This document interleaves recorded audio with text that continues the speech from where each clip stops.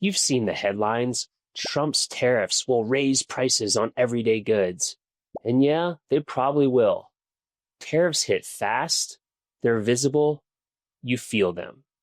But while the media wants you fired up over tariffs, they don't say a word about the real monster stealing your wealth every single day: inflation.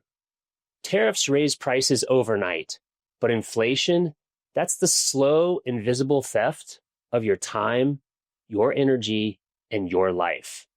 And here's the truth they never teach you. This didn't start with Trump. It didn't start with Biden. It started in 1913 when a group of private bankers met in secret on Jekyll Island to create what became the Federal Reserve. And they called it federal, but let's be clear, there's nothing federal about it. It's about as federal as Federal Express. The Federal Reserve is a private central bank owned by private member banks, created to control the money supply and profit from the interest on America's debt. And yes, they profit when you suffer. But this isn't the first time America was captured by the banking elite. Let's rewind to 1835. That was the last time the United States was completely debt-free. Why? Because President Andrew Jackson had just dismantled the second bank of the United States, a central bank run by private interests with deep ties to European banking dynasties. He called it a den of vipers and thieves, and he ran on it, and he made it his mission to shut it down. Jackson's move didn't just eliminate the national debt, it temporarily broke the grip of global financiers over the American economy. But that grip returned quietly, methodically, and with far more power. Enter the Rothschilds, the Warburgs, and the Schiffs, old money families who financed wars. They're still very profitable, backed monarchs, and quietly shaped economies from behind the scenes. By 1913, their influence reached across the oceans and into the heart of America. That same year, the Federal Reserve Act was signed into law. Quietly, in secret, during Christmas break, handing control of America's money to private banking interests once again. And it got worse. In 1933, during the depths of the Great Depression, the government took its next major step in consolidating control over your money. Go check out Executive Order 6102. It made it illegal for Americans to own physical gold, the very thing that has preserved wealth for centuries.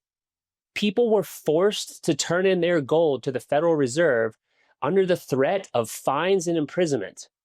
They were paid $20.67 an ounce, but then, not long after collecting all of the public's gold, the government raised the official price to $35 an ounce, a quiet revaluation that benefited the central bank while everyday citizens were locked out. Now, that dollar collapse didn't happen overnight. There was no immediate flash of panic, but that move signaled the beginning of the end for real money in America. It decoupled Americans from gold, value that they could hold, and handed full control of the money supply to the very institutions that profit from inflation and debt. That single order planted the seed for the dollar's slow, steady decline. And today, that seed is fully grown. Your dollar buys less and less every year, and the game continues quietly in the background. You're not in a crisis. They just turned up the heat again. You, me, and everyone, we're the frog in the pot, and the boil has been gradual, and that's all been by design. Since the Fed was created in 1913, the United States dollar has lost almost 97% of its value. That's not a bug in the system. That was the plan from the beginning. So what do? You wake up. You learn the truth. You understand the game and the players behind it. Start with The Creature from Jekyll Island by G. Edward Griffin. It lays bare exactly how central banking works and who really benefits. Then Look at what has always held its value, not just for decades, but since the beginning of time: gold. Gold can't be printed, it doesn't obey executive orders, and it doesn't vanish when markets crash. It is the ultimate form of preparedness, not a reaction, but a resistance. Because the system isn't going to save you. It was never built to. It was designed to slowly do the opposite with your approval every step of the way. So give me a second. I really want this piece to become clear, because the whole thing about the Prepared American is to bring everybody together. And when you see how this system has been set up, right and left, they're all backed by the same people.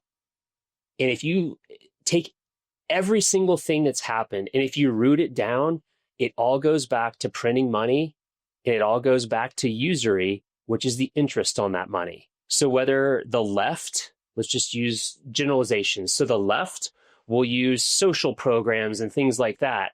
And then the right will use national defense and security and war. And this pendulum just swings between the two. And we fight for it. I mean, we all know we have no money. Like, it's every single thing. The entire foundation of the United States is built on debt. Debt. And right now, I think this last year was the very first year ever that just the interest on our debt is actually more than the entire military budget for the entire year.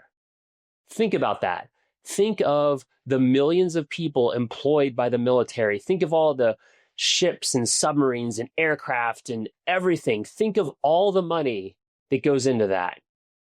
And we spent more than that just on the interest on this debt that's going to private bankers. And that is how they have so much control. That is usury. And so every single time the politicians give us a program, a spending program, it's going to help this or it's going to help that. Look how you manage your own personal finances. If you were $1 million in debt as an individual, you would make different decisions. But when you can just fire up the printing press, and that's what we've done for 112 years now. And that's why the dollar has lost 97% of its value. And it's going to get finished off here in the next few years, because there's going to be another war, another this, another that, another disaster. They're always looking for a reason to fire up the printing press, because it steals from you and me and it makes them more money. And that is what it means. When you understand these concepts, it's going to change your paradigm on what the media shows you. Because the media wants us divided, left, right, pointing fingers this way, that way. But no one's seeing who's pulling the strings behind both sides in the entire party. And this is what it means to be a prepared American, understanding history, understanding these things. You're prepping with the truth to do what's best for you, your family, and those that you care about.